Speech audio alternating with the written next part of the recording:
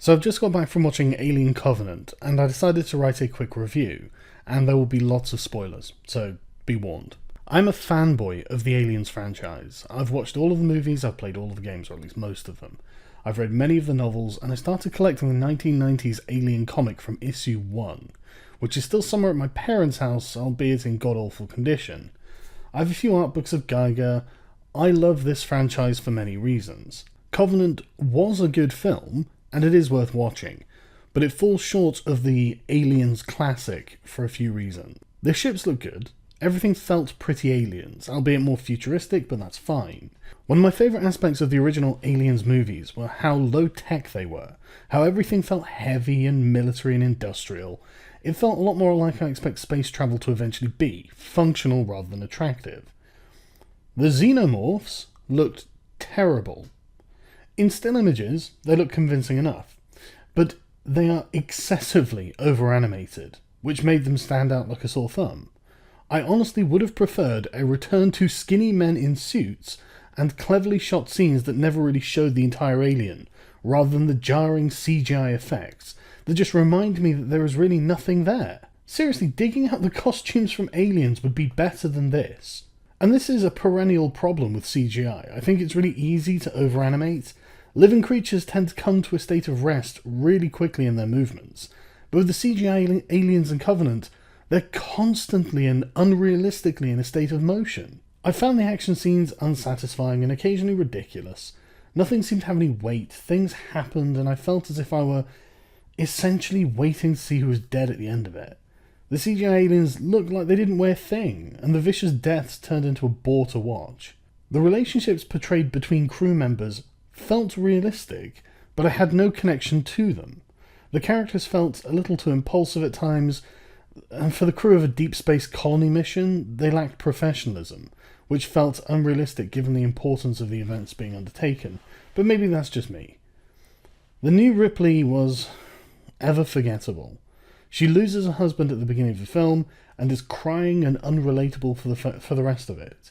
I mean, it's not said it's bad, but it's like watching a group of people you don't know grieve over a loss. It just kind of felt awkward to be there, to be honest. The problem with these new Ripleys is that they will never live up to the actual Ripley. Sigourney Weaver had gravitas. If you watch Aliens again, you'll notice she's confident in herself and her ability to solve problems, and it shows.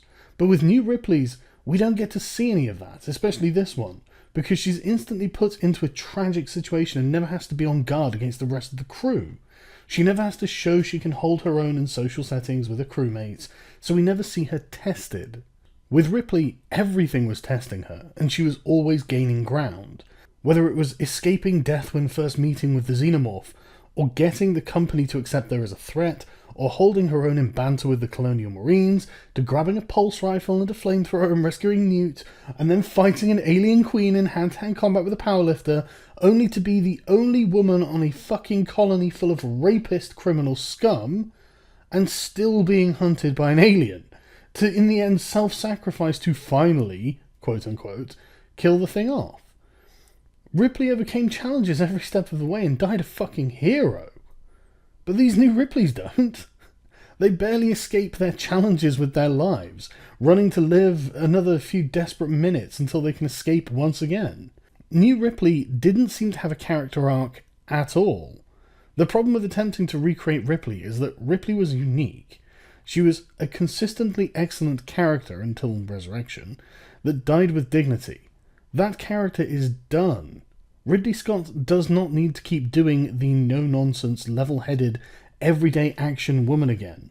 We have seen that character and we have loved that character. It's time for a new type of character to be the lead role in an Aliens film. For the love of God. And I don't care if it's a triple-gendered transracial midget with terminal depression. This series needs new character archetypes. With Covenant, as with Prometheus, I cannot remember the lead woman's name. I just can't remember it. Because I just wasn't interested enough in their fucking characters. I find the eternal mutability of the xenomorph frustrating. I know it's supposed to seem interesting and different each time, but I find it annoying that I can't pin down an accurate approximation of a life cycle for it, and any changes we see seem arbitrary. For example, in this one, the black goo is gone, replaced with a furry ballsack of spore colonies, which, when pressed, release a cloud of black dust that can somehow act like a cloud of insects and fly into a victim's soft tissue, infecting them in the same way as the black goo. It's exactly the same, but different. But why not? Fuck it. In a very short period of time, probably 10-20 minutes in film time, it seems that small but fully developed and practically bulletproof aliens burst out of the victims' backs instead of a chest burster. 2 crew members are infected with this in 2 separate occasions set not far apart. For some reason, why not just have one? I mean, these things are basically unkillable. But they both end up birthing what they call neomorphs around the same time, and the neomorphs murder basically half of the team before a mysterious figure saves them by shooting a flare off and scaring them away, for some reason. The power level of the neomorphs seems bizarrely high in this film. They're cat-sized, and yet they seem to be able to overpower a grown human with ease, and seem impervious to bullets. The thing about the xenomorph is it isn't actually very hard to kill, it's just really cunning and really dangerous. The neomorphs seem to be able to just overpower a human easily, despite being small enough to kick around, and barely seems bothered by bullets.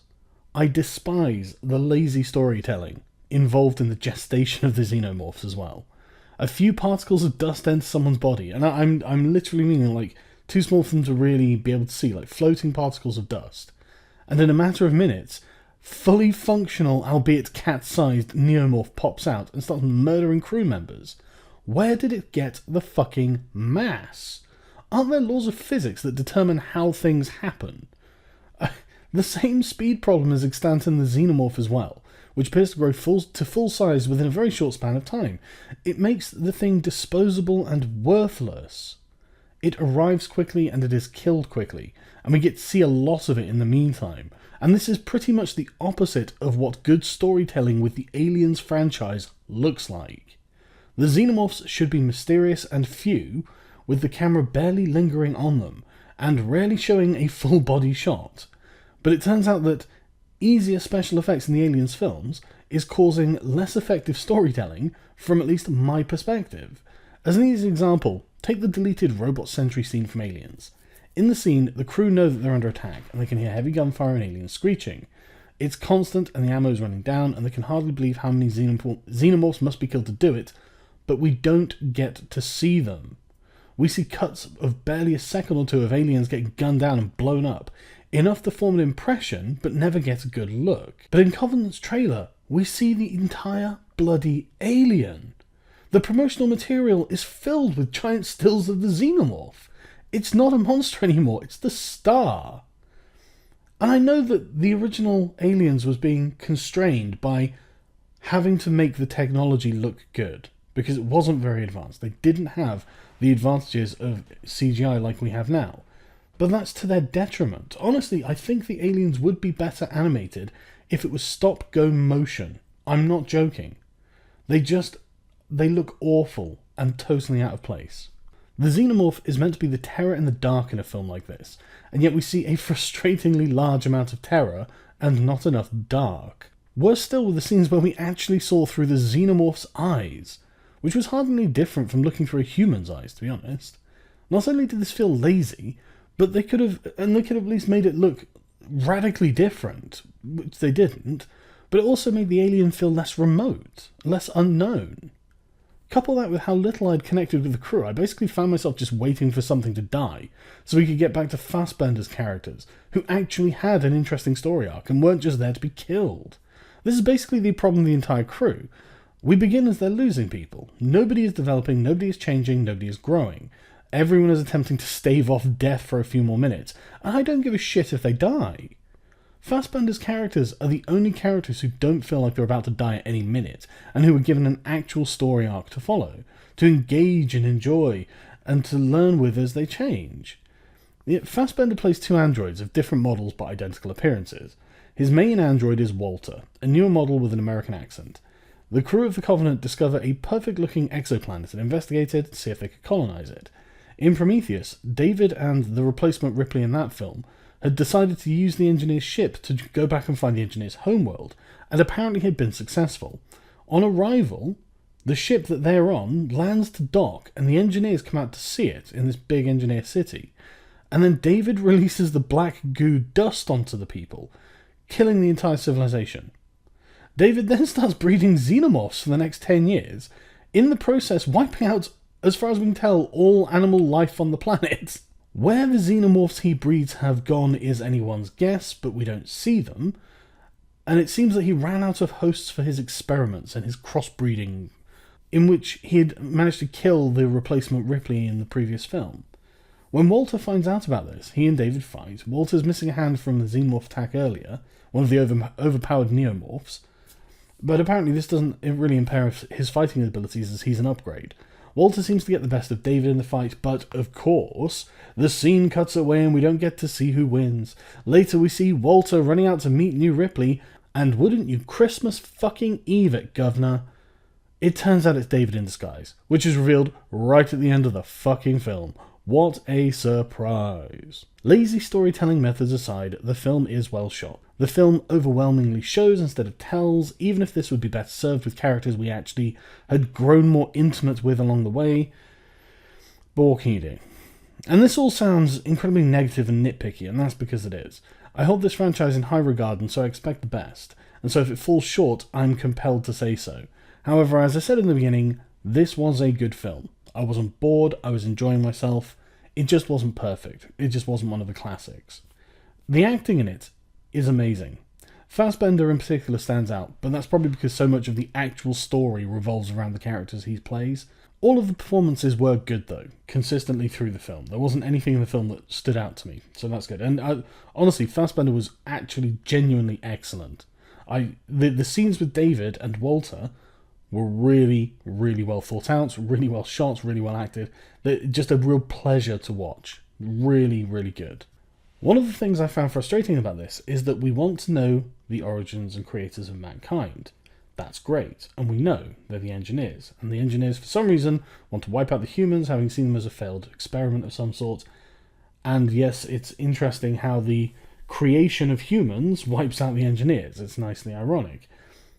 But the thing is, it never actually answers the question of the creator. It just pushes back the question, who created humans? Was it God? No, it was these engineers. Okay, well, who created the engineers? We don't find out.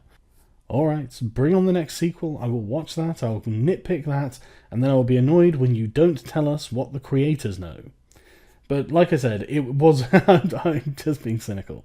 It really was good, and it is worth watching. It's an entertaining film.